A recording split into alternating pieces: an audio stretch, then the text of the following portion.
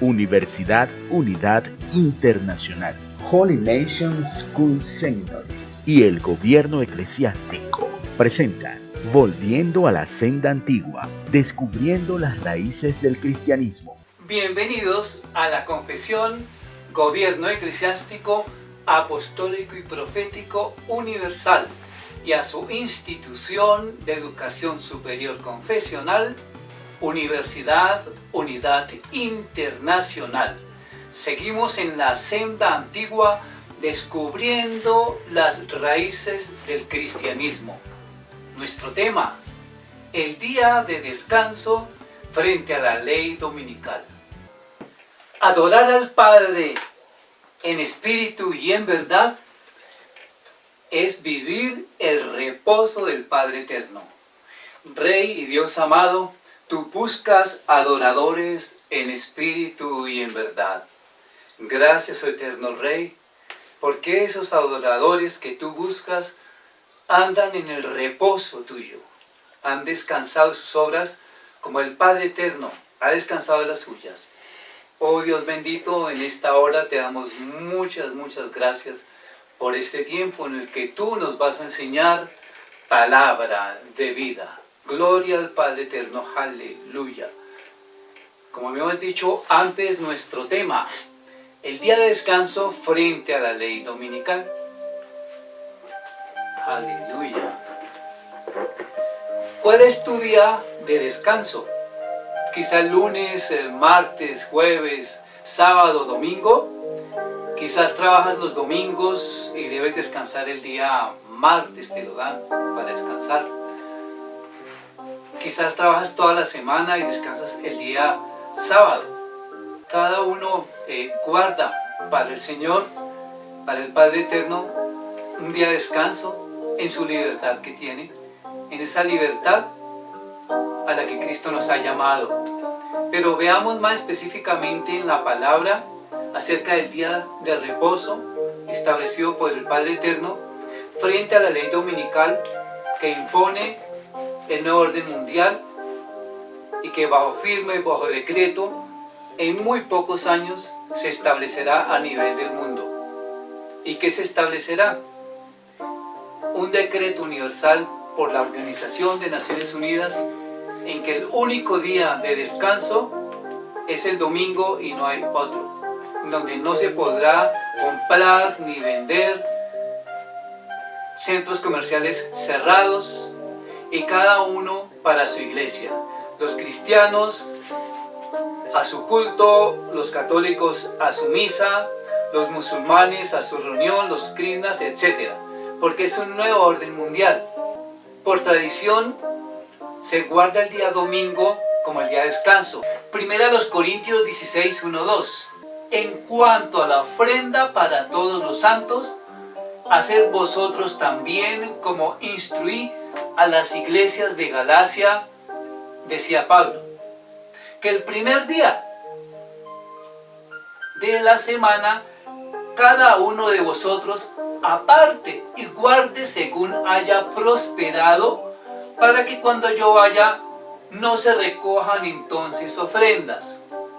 De acuerdo a estos versículos y muchos más que encontramos en Hechos de los Apóstoles, se tiene por tradición que el día de reunión y el día de descanso es el día domingo. Se estableció desde el Concilio de Nicea el día domingo como día de descanso. Desde esa época, por tradición de la Iglesia Católica se tomó, posteriormente la Iglesia Evangélica asimismo lo hizo. Pero, ¿se reunían solamente el día domingo los discípulos? ¿La Iglesia del primer siglo? ¿Se reunían solamente ese día? No. Si vamos a encontrar en ese modelo de iglesia, Hechos 2, 42, 47, se reunían todos los días de la semana, incluido el sábado, el Shabbat. Shabbat, tanta controversia que se presta, ¿cierto? En este tema, el Shabbat, ¿se debe guardar el Shabbat? ¿No se debe guardar? ¿Los cristianos deben hacerlo? ¿No deben hacerlo? No vamos a entrar a discutir si se debe o no se debe. Sencillamente el Padre revela su palabra y es la que debemos seguir, su palabra. Tomemos ahora una segunda parte, la ley dominical, que es, desde hace unos 4 o 5 años, en la Unión Europea y en el Vaticano se viene hablando que es importante el día de descanso, el séptimo día. Dios hizo el mundo en 6 días y el séptimo descansó. Ese descanso es la alegría de Dios por su creación, que era muy buena. Para nosotros cristianos, el día del Señor es el domingo. En el catecismo establece que es el tercer mandamiento. En la palabra, en Éxodo 20, es el cuarto mandamiento. Dice el Papa en la homilía que dice así: los cristianos guardan el día domingo. Se sustituyó por el día sábado. Se sustituyó. Y aquí viene a mi mente las palabras de Daniel, el profeta, capítulo 7, versículo 25, cuando viene hablando acerca de la manifestación del anticristo. Yo no estoy diciendo que el Papa sea el anticristo, no. Como profeta no habla lo que está aquí escrito. No estoy diciendo que él sea el anticristo. Pero todo esto es una sensibilización hacia lo que va a ser el anticristo. ¿Qué dice Daniel 7:25? Que el anticristo, cuando esté gobernando, intentará cambiar los tiempos de las festividades y cambiar la Torá. Sobre esto se ha presentado mucha discusión, y es que el anticristo es judío y debe ser judío porque los judíos no harían pacto con otra persona que no fuera judía. Sin embargo, han hecho pacto con palestinos. Por eso no ha habido problema. O que dicen que no, que será de la tribu de Dan porque gobernará. De acuerdo a la profecía en Génesis, gobernará a sus hermanos. Pero Sansón, por ejemplo, él gobernó a sus hermanos. Entonces digamos que se cumplía la escritura. Total, que decir que el anticristo viene en la tribu de Dan, que es judío, de acuerdo a Daniel 7:25. Si fuera un judío, él no querrá cambiar la Torá. ¿Por qué otra? Si un judío es celoso de la Torá, celoso de la palabra del Padre Eterno, pensará cambiar, dice la Escritura, los tiempos de las festividades del Señor. En el hebreo son las Moadim, establecidas desde Génesis 1:14 para toda la creación. Las Moadim, cuando creó el sol y la luna para los tiempos de las festividades del Señor, para las estaciones. Y pensará entonces también cambiar la Torá. De acuerdo al contexto y a lo que he estudiado, es musulmán. Y en estos momentos hay muchos personajes que dicen ser los Cristos, cada uno en la religión, ¿no? Es decir, dice, hay uno de ellos que me llamó la atención mucho. Él es el Maitreya, me ha llamado la atención. Yo no estoy diciendo, él es el anticristo. A futuro próximo lo vamos a saber. Pero el hombre dice que él es el Krishna, que él es el Imam Mahdi de los musulmanes, que es el Soshosh de los zoroastrianos, que es el Cristo de los cristianos, que es el Mesías de los judíos. Y él está avalado por la Organización de Naciones Unidas, Maitreya. Es un hombre que en este tiempo él se puede transponer de un lugar a otro. Está en una ciudad y es traspuesto a otra y allá aparece. En fin, el anticristo, de acuerdo a la palabra, hará milagros, etcétera, etcétera. Engañará a muchos. El cuarto mandamiento dice que hay que descansar y Dios estableció el día sábado. Yo les dije que no iba aquí a tener una polémica de si es el día sábado, el domingo, el viernes o el lunes, de acuerdo a la conciencia de cada uno, de acuerdo a la revelación que cada uno recibe. Es por eso que quiero leer en estos momentos, por ejemplo, Romanos 14, cuando habla acerca de aquellas personas que en su libertad de conciencia guardan o no el Shabbat. Romanos 14. Voy a leer el contexto de Romanos 14, desde el versículo 1. Dice: recibid al débil en la fe, pero no para contender sobre opiniones. Da un ejemplo. Uno cree que se puede comer de todo. Otro, que es débil, come verduras. El que come, no menosprecie al que no come. Y el que no come, no juzgue al que come, porque Dios lo ha aceptado. ¿Quién eres tú para juzgar? Uno ciertamente considera un día superior a otro día, pero otro lo considera igual todo día. Para él es igual. Cada uno esté plenamente convencido en su propia conciencia, ¿ves? Si tú guardas el Shabbat, que nadie te juzgue por hacerlo. Si guardas el día lunes, que nadie te juzgue por hacerlo. Pero sí te digo una cosa: revelación hay del Padre Eterno para que cumplamos su palabra conforme a lo que Él ha establecido. De pronto puedes decir: no, pero es que yo quiero guardar Shabbat conforme al cuarto mandamiento, pero en mi trabajo no me dan permiso. Bueno, hay que orar para que guardes el Shabbat si es lo que quieres hacer. Otro día descansarás, pero si tienes en tu corazón, hazlo, porque es tu conciencia, es la revelación. Quiero leer otro pasaje también muy conocido, que es Colosenses, capítulo 2, versículo 16. Quiero que miremos contexto. Desde el 8 puede ser.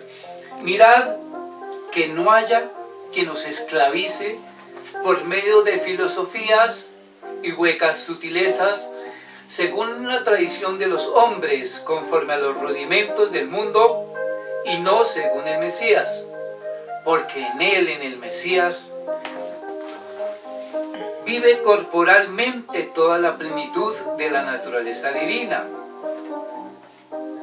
De acuerdo a este contexto, voy al versículo 16, Colosenses 2.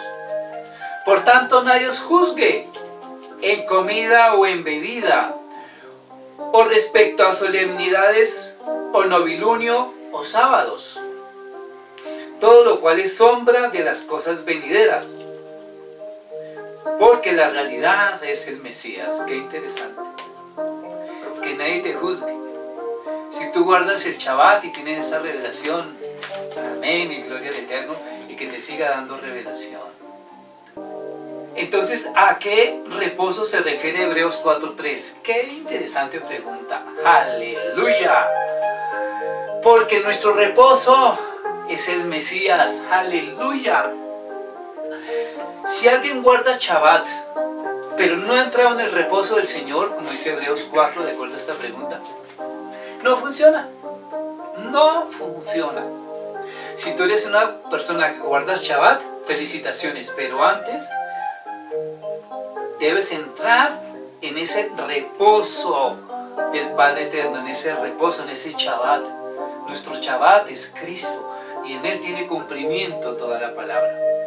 Así que es una pregunta excelente, muy buena. Y si hay más preguntas, aquí el pastor Luis me está ayudando con ello para escribirlas y de una vez ir aquí respondiendo. Pero muy buena pregunta. Debemos vivir el reposo de nuestro Cristo, de nuestro Mesías. Vamos a orar un momento para entrar en ese reposo del Señor, si alguno no lo hubiere encontrado, porque precisamente en Hebreos nos está hablando de ese reposo del Señor. Que no haya en ninguno de vosotros incredulidad, y esa incredulidad es el impedimento para que alguien entre en el reposo, en ese descanso del Señor. dice que hallaréis descanso para vuestras almas. Necesitamos el reposo del Señor en nuestras vidas.